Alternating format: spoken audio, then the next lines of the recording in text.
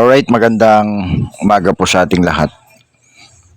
Pansamantala ay lumabas tayo sa topic ng security at ating tatalakayin ang self-motivation.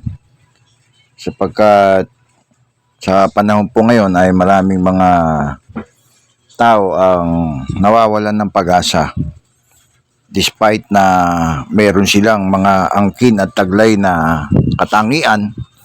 Subalit dumarating sa kanilang buhay yung pagkakataon na sila ay tila ba pinanghihina ng loob at nawawalan ng pag-asa.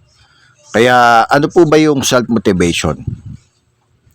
Ang self-motivation ay isang bagay sa ating sarili o isang kakayahan sa ating sarili para himukin natin ang ating sarili para kumilos at ating makamit ang ating mga layunin at mapanatili natin ang isang positibong saloobin kahit na tayo ay nahaharap sa mga hamon ng pagsubok ng buhay.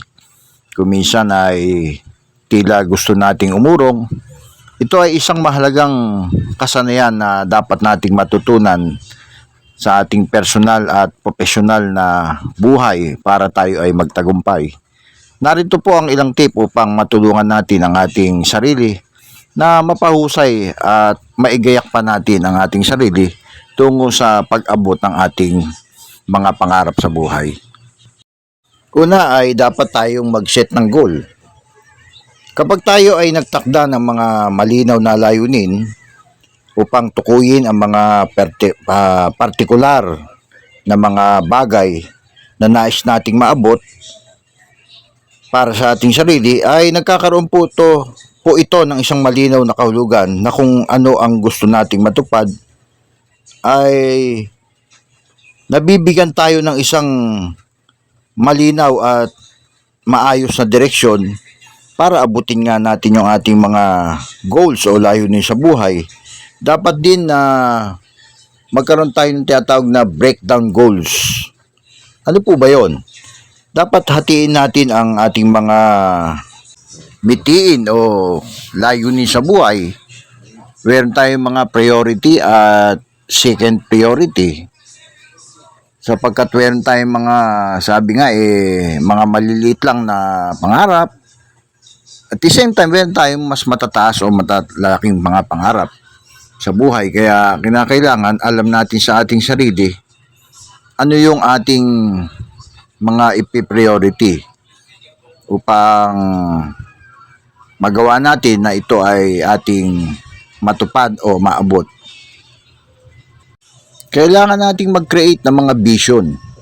At sa ating paglikha ng mga vision, dapat nating isipin yung maaaring maging kahihinatnan o huling resulta ng ating gagawing mga efforts o pagsisikap upang matiyak natin yung ating tagumpay at magamit natin ang ating mental health o mental image upang lalo nating mapasigla ang ating sarili.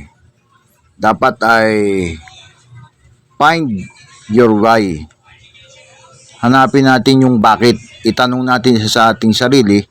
Dapat nating unawain ang mga pangunahing dahilan kung bakit ulit, kung bakit gusto mong makamit, gusto nating makamit ang mga layunin natin sa buhay, at ang pagtuklas o pag-alam sa ating mga motivation ay makatutulong sa ating sarili upang mapanatiling nakapokus tayo at nakatuon sa ating mga pangarap sa ating buhay. Dapat palagi tayong stay positive. Manatili tayong positibo, ating linangin ang mga bagay sa ating isip. Sa pag-iisip ng mga positibong bagay, hamunin natin ang mga negatibong bagay sa pamamagitan ng pagkausap natin sa ating sarili upang tayo ay tumuon at tumutok doon lamang sa bagay na positibo sa ikauunlad ng ating sarili. At kapag nagawa natin ang mga bagay na ito, sa halip na tayo mag-isip na umurong, tayo ay mag-iisip ng mga positibong bagay. Dapat din ay manatili tayong organisado o stay organized ating sinusubaybayan ang ating mga gawain, alam natin yung ating mga deadline, at gumagamit tayo, nagtatala tayo ng mga listahan ng mga dapat nating gawin sa ating time schedule, sa ating calendars, sa mga produktibong mga apps na makakatulong para ma-maintain natin ang ating self-motivation. Huwag mong papansinin yung mga tao na nagsasalta sa iyong likuran. Patuloy ka lang. Sa halip gawin mong hamon o challenge sa iyong sarili yung mga negatibong naririnig mo sa iyong paligid, na kahit pa yan sa pamilya mo, sa mga kamag-anak mo, kaibigan mo, hindi ka dapat paapekto sa mga bagay na negatibo. At lagi mong isa sa isip at tatandaan, yung pangarap mo at minimiti mo ay wala sa likuran, wala sa kanan, wala sa kaliwa, kundi handoon sa unahan. Kaya focus lang, tuloy lang. Pasasaan ba't mararating mo ang pinapangarap mo sa buhay, basta hindi ka umiba ng iyong direksyon. Dapat ay mag-set ka rin ng prioritize na task. Unahin ang mga gawain, tukuyin ang mga pinakamahalagang gawain at harapin muna ang mga ito na makakatulong ito sa iyong mga ginagawa nang may makabuluhang hakbang patungo sa iyong mga layunin upang bumuo ng isang momentum. Gumawa ka rin ng isang routine, magtatag ng pang-araw-araw o lingguhang gawain na kinabibilangan ng mga nakatuong oras para sa iyong mga layunin, at ang pagkakapare-pareho ay maaaring makatulong upang mapanatili mo ang iyong motivation. Dapat din na manatili kang inspirado sa paraang palibutan mo ang iyong sarili ng mga taong makakatulong sa iyo at handang tumulong at sumuporta sa iyo, makinig sa iyo, at magbasa ka rin ng mga aklat, makinig ng mga podcast, kumolekta ng mga kaibigan o mga tao o kakilala na mag-uudyok sa iyo at magbibigay ng mga inspirasyon. At minsan, kailangan din na i-reward mo ang iyong sarili. Gantimpalaan mo ang iyong sarili, magsaya ka, magdiwang ka sa iyong mga accomplishment, gaano man yung kaliit. Ang mga gantimpala ay maaaring magsilbing positibong pampalakas at mapanatili mo ang motivation mo sa iyong sarili. Hindi naman masama paminsan-minsan na i-treat mo ang iyong sarili, kumain ka sa mga fast food, pumunta ka o mamasyal ka sa mga lugar na maaari at positibo mong mapuntahan na hindi naman gaanong makaka-apekto sa iyong financial o budget. Stay accountable. Ibahagi mo ang iyong mga layunin sa iyong mga kaibigan, sa iyong mga mentor, tagapayo o coach. Ito ay makakatulong sa iyo na kapag alam mo na may mga taong nakamasid sa iyo at tinitingnan ang iyong progress, ito ay nakakatulong din para mas lalong maging mataas ang iyong motivation sa iyong sarili. Stay focus ka lang. I-minimize mo ang mga distractions, manatiling nakatutok sa iyong mga ginagawa. Palagi mong isaalang-alang ang mga diskarte tulad ng Pomodoro technique upang mapanatili ang concentration. At panatiliin mo ang iyong disiplina sa iyong sarili. Dapat na linangin mo sa disiplina ang sarili mo sa pamamagitan ng pagbuo ng mga mabubuting gawa at pagsasanay sa pagpipigil sa sarili. Ito ay isang napakalagang aspeto ng pangmatagalang paghahanda para sa iyong pangarap sa sarili na gusto mong marating someday.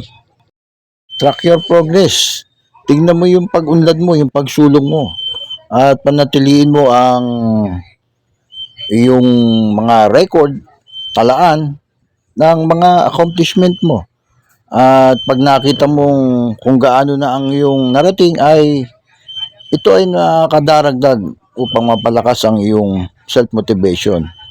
Manatili ka ring flexible, maging bukas sa mga pagsasaayos ng iyong mga layunin at plano habang nagbabago mga pangyayari ay kinakailangan na ito ay iyong ma-adapt at ang kakayahang umangkop ay makakatulong sa iyo para mapanatili mo ang iyong motibasyon sa harap ng mga hamon ng pagsubok sa iyong buhay.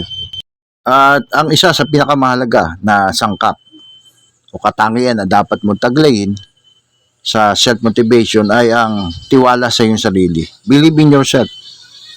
Maniwala ka sa iyong sarili, bumuo ka nito sa iyong sarili at maniwala ka sa iyong sariling kakayahan sapagkat ang sabi nga, confidence can fuel motivation. At dapat ay manatili kang healthy. Dapat ay pinananatili mong malusog ang iyong katawan, ang iyong pag-iisip, ang iyong physical, maging ang iyong proper nutrition. Dapat ikaw ay nag-exercise at kumakain ka ng mga masustansya na pagkain, mga gulay. Kailangan mo rin ang sapat na pahinga sapagkat ito ay makakatulong sa iyong motivation at well-being. Kailangan mo rin ng self-inspiration from others. Hanapin mo ito sa iyong mga pamilya, sa iyong mga kakilala, kaibigan, o mga hinahanga ang mga mentor o mga tao. Alamin ang tungkol sa mga pagtatagumpay nila at ang mga hamon na kanilang nalampasan upang sila ay naging matagumpay na individual sa kanilang mga kanya-kanyang larangan. Ang kanilang mga kwento ay maaari mong maging motivation sa iyong sarili. Magsanay ka rin ng pagtsatsaga o yung practice perseverance. Dapat mong maunawaan at naigayak ang iyong sarili sa mga pagbabago. Ngunit kinakailangan ng mga pagtsatsaga at ang resulta naman ito sa bandang uli ay makatitiyak ka ng resulta ng pagtatagumpay at natitiyak mo na patuloy na sumusulong ka kahit na padahan-dahan lang. At least hindi ka naging stagnant, hindi ka na-stop, moving forward, sabi nga. Palagi nating tatandaan na ang self-motivation ay isang kasanayan na maaaring paunlarin at palakasin sa paglipas ng mga panahon. Ito ay nakakailangan ng isang angkop at pare-parehong pagsisikap at pagpayag na iakma ang ating mga sarili sa mga estratehiya kung saan ito ay hinihingi ng pagkakataon at kinakailangan. Muli, maraming salamat po sa inyong patuloy na pakikinig, pagsuporta, pagla-like at share ng ating topic dito po sa F. Santos Munting Kaalaman. Lalo na po sa mga patuloy na nagpapadala ng stars. Maraming pong salamat. Ang Panginoon na po ang siyang bahalang magbalik sa inyo, sa inyong kabutihan, sa ibang paraan. Magandang araw po at ingat po tayong palagi.